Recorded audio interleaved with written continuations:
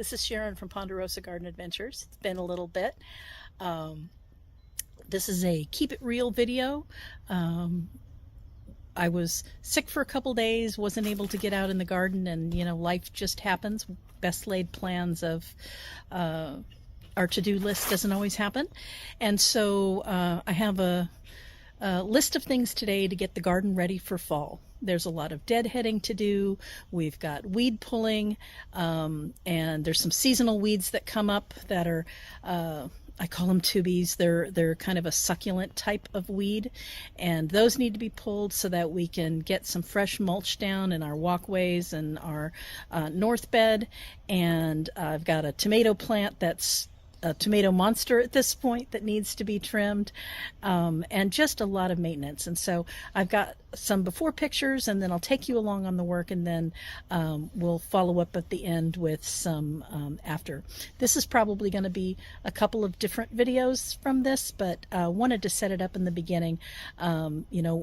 Life happens, and in a perfect world we're out in our garden every day and maintaining. I have a schedule that I follow for each day of the week for which zone. I separate my garden into zones, and for which zone I'm going to work on, and it kind of helps make sure that I'm looking at each part of the garden at least once every week.